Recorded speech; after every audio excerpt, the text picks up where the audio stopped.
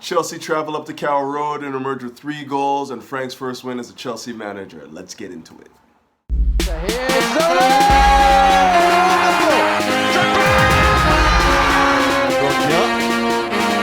And he's got the shot and he scored!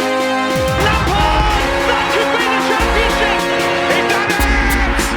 The greatest moment in the history of Chelsea Football Club! Greetings! Welcome back to Couch Critic. Dennis P. sat here on my couch musing Chelsea Football Club. Now before I get into that Norwich City Chelsea review, could you please do me a big favor and hit that like button, subscribe button, and that bell notification button to keep up with the latest and the newest? Okay, Chelsea travel up to Norwich for the early kickoff on Saturday and emerge 3-2 winners. Goal scorers Tammy Abraham, Todd Cantwell, Mason Mount, Teemu Pukki, and then once again that man, Tammy Abraham. And for this particular match review, I'm going to do something a little different and focus on our young budding stars, how their game's evolving. I'm speaking of the Mason Mounts, I'm speaking of the Christian Pulisics, and I'm also speaking about the man at top, Tammy Abraham. Now for me, I'm Chelsea through and through, and I follow Chelsea from their youth ranks to like the development squad, right up to their loans into the first team. And for me, I always find it difficult to evaluate what somebody does in the championship or what they're doing at the youth level and how that will translate into the first team. Now the reason why I find it very difficult to evaluate youth football versus first team football is because of the level we're asking these kids to play at, the mentality that needs to be formed and forged beforehand. We're talking about winning the Premier League title. We're talking about the FA Cups, the Carling Cups, which used to be like more of a youth tournament anyways, but has evolved into something that everyone wants to win as well. And of course, the European trophies, whether it be the Europa League or the Champions League, we all want to win those every single year. And you know, there's a mentality that comes with that, there's a maturity that comes with that. And when you're coming out of youth football, for me, I feel like you need to have that time to find your football, find where you fit within the ranks of professional football before you get integrated into the first team. The difficulty with all this is that it's not an exact science. And when you have kids that are too good for youth football and too good for the under 23s and not quite good enough to play at the Premier League level, you find them in like a weird sort of like purgatory where they don't really have a place where they can actually kick on and learn more about their football and also compete at a high level. So some of them get, you know, shipped off to Vitesse, which is not very competitive, you know, a good young league, but not really one that you're going to really hone your skills. That's basically a U23 team. And you also get like, you know, guys going to the championship, the dredges of the championship where the football's not very good. And yes, you learn man ball, but you don't necessarily learn how to mature your game because it's just the level of football there is not at the standard where you want to get to. So it becomes very difficult to integrate yourself into their football and then also evolve your game so you can get to the Premier League level as well. This year is a little bit different though, offers something a little bit different. I mean, with the transfer ban, Frank coming back to the club, the expectations amongst the supporters are a little bit lower. There's less pressure on the squad, and who's benefiting from that? Look no further than the Tammy Abrahams, the Mason Mounts, the Christian Pulisics, and still to come back the Callum Hudson's-Odois, and also the Reece Jameses. We are now allowing ourselves to integrate these young products of ours, these young prodigious products, at a level where the expectation isn't win the Premier League. And we're going to see the fruits of that real soon. I'm going to start with Mason Mount, for instance. I've watched him since youth football, and I did not know up until now that his work rate was so high. That's the one aspect of his game that I think has come to light in the Premier League. His ability to work on and off the ball, his tireless effort on the ball and off the ball, and just his relentlessness. Like the game against United was a perfect example of how he was like all over the pitch, definitely disrupted Pogba's game in the first half. And then when you start to evaluate his game at a tactical level, you see there's even more to this kid. Tactically astute, capable of playing the 10, the 8, the 7, not see any drop off in any of those positions. Very hard positions to learn at a young age and very hard to sustain a high level at a young age. He's doing that right now. We're seeing that he has the IQ to play those positions and also excel in those positions. Very reminiscent of another guy that we had at the club not too long ago, a certain Frank Lampard. And not just because of the late runs into the box and the banging goals into the top shelf, but the idea that he knows how to read the game. He understands tactically where he needs to be and is capable to fulfill it at a high level as well. His goal that he took on the weekend was just another example of his brilliance. You know, one touch, shimmy, top shelf. The guy can finish. We knew that he had that in his game. What I didn't know that he had was the work rate and obviously the high football IQ, and we're seeing that come to the fore right now. Now, for many of us, Christian Pulisic is a household name, played well at Dortmund, excels in the national team for USA. And right now at Chelsea, we're seeing him take his game to the next level again. Obviously a higher level that he's playing at right now, being the Premier League, pace and power that comes with that. We're seeing him evolve his game again. Now, there's aspects of this game that I knew that he had, but I didn't know that it is at the level that it is right now. And I'm speaking of his pace and also his technique at pace, his ability to drive at defenses at pace and shift them. And also pick a pass at pace as well, which is a very difficult skill to master, like run at pace and then still have the deft enough touch to put in a telling ball. So we're seeing that come to the fore right now. Obviously, he's still adjusting to the pace and power of the Premier League, but I have no doubt that he will get there within the next 4, 5, 6, 7, 8 games. I think he has that in his game. And strangely, Christian Pulisic actually reminds me of another former Chelsea player. And I'm not speaking of Eden Hazard. I'm speaking of Arjen Robben, a guy that used to fly up and down the flanks using his pace, his technique to a devastating effect. And we're seeing the beginnings of that right now. I'm not saying that he's at that level yet, but his game is definitely of that trajectory. He could definitely evolve into what Arjen Robben has been for us and has been for, Bayern Munich and whatnot. I think that's his trajectory for sure.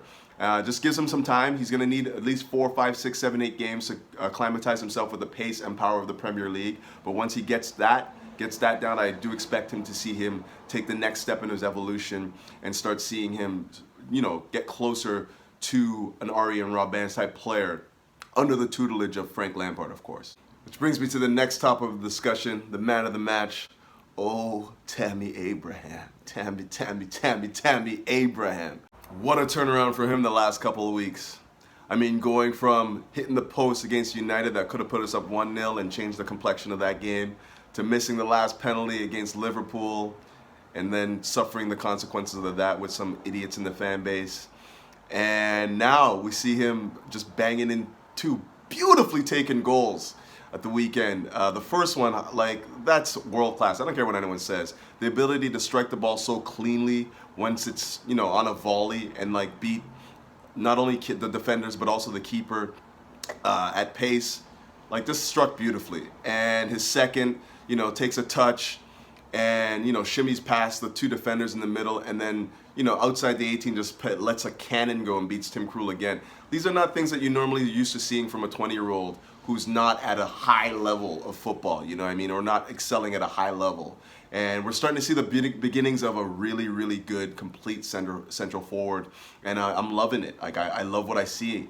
Not only the goal-scoring prowess, but also his link-up play, his hold-up play. He's a giant. He's like 6'4" or something like that, and he uses every bit of that to his advantage.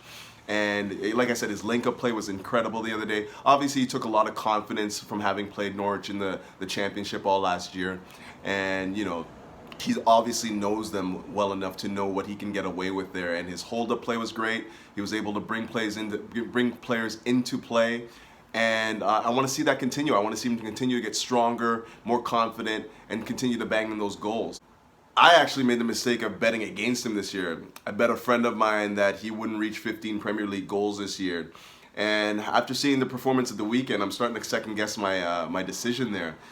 2 well-taken goals, and he's looking like he's going to be a monster. Let me just be clear here. If he reaches that 15 goals, I have no problem paying that $100 to anybody. I'll be elated if he gets to 15, because not only would that mean that we have a striker of the future, but it also means that we don't necessarily need to address that position right away out of the window, because you know how expensive it gets once teams smell how desperate you are. So if Tammy can bang in 15, we're still probably gonna have to buy a striker, but it doesn't have to be somebody who we have to pay above the odds for, like how United were just so desperate for a center back and ended up paying £85 million for Harry Maguire, who, in my opinion, I don't care what anyone says, Harry Maguire is at best, I'm being generous by saying at best, he's about a £45 million center back. £45 million. They paid 85 for this guy.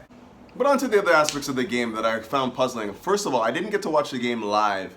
I was traveling back from a gig and I was unable to watch the game live, so I was relying strictly on a lot of the stuff on social media and texts that I was getting and whatnot. And I was puzzled, after I watched the game the next day, I was puzzled to see the amount of criticism that was thrown at people like Ross Barkley and Kurt Zouma. And after watching the game, I was watching for those particular things. I was thinking that they were having a mare of a game, like, just don't even bother watching these guys.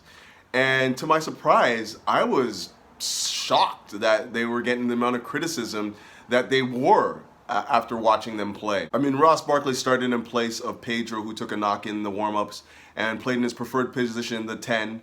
And for my money, I thought he looked really, really good. He's connecting play really well. He found open men, created all sorts of chances to score, took a few chances himself to score. His decisions as to when to shoot and when to lay it off, I thought were brilliant. I thought he did a really good job of testing the keeper and also keeping the flow, the continuity in the attack going.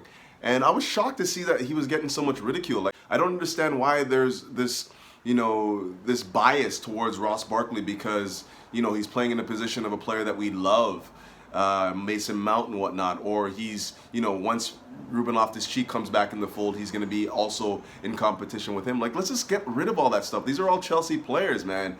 Give him a chance to be who he is. The first game he played against United, he played out of position. And for my money, despite the fact that he gave away the ball a fair bit, I thought he tested the keeper and looked threatening going forward. And against Norwich the other day, playing in his position, I thought he connected play very well. He could have did more defensively in the pressing game and whatnot, but overall, I thought his game was good. And it was something that we could say like he can use to build on for future games. And in the case of Zouma, I'm definitely not a Zouma backer. I love the guy. I think he's a great center back in a Jose-style defense where you have a low block and you just want him to clean up things in the middle of the pitch and, just be a big, strong, pacey, powerful presence in the middle. But, in a system where you want to use the football a little bit more and, pass it out from the back and whatnot, I don't know if he's the best center back for that sort of setup. But having said that, he's improved the last couple of games, even in that aspect of his game. Like, I remember the game against Leicester, he was switching play extremely well, and, he was imperious back there. The game against Norwich, I don't know what he did wrong. I haven't seen any evidence that he was at fault for any of the goals. First of all, the first goal, Azpilicueta wasn't reading the defensive line very well, which is weird for him because he is our captain and whatnot, should be the leader back there. He was the one that played Pukki onside and then found when Cantwell found the goal on a cross. Like, Azpi needs to step up there, and he just wasn't reading the game well.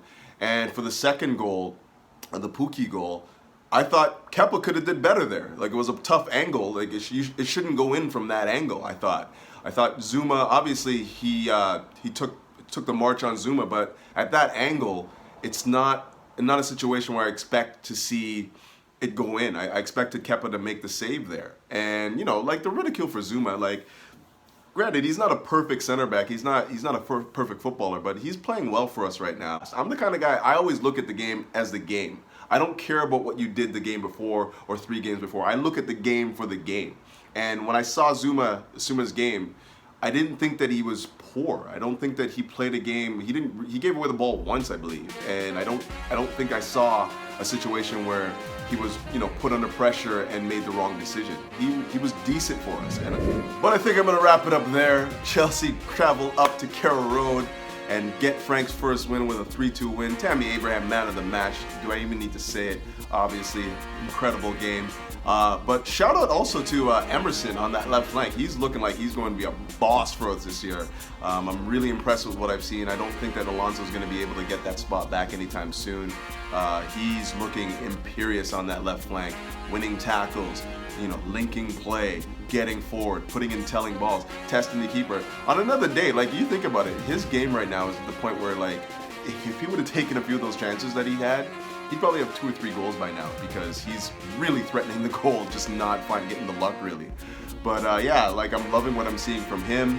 And even that ball that he played in to Christensen, I believe it was, on the set piece where Christensen had that header. Yeah, anyways, he's looking good. Let's leave it there. Chelsea, looking to get on a roll right now, hoping to get Sheffield United at home next week, and let's just continue on from there. Chelsea are evolving as a football team. We need to work on our set pieces defensively and whatnot. There's a few chances there where I felt like Norwich could have hurt us, and as long as we continue to work on those aspects of our game, and get healthy again, get like the Conte back. Nobody's speaking about that. We didn't have Conte yesterday, and we still looked really, really good. Rudiger still has to come back. We have Callum Hudson-Odoi, Reece James. We have, who am I forgetting? Ruben Loftus-Cheek. And once we start getting our full squad back, I think we're gonna be okay, man. We just gotta continue to, work on our game, work on our offensive phase of the game, the transition, and the defensive organization, which still is questionable, I must say. But hopefully when we get a little bit more healthy, that will change. But until then, keep the blue flag flying high and up to Chelsea. Hey.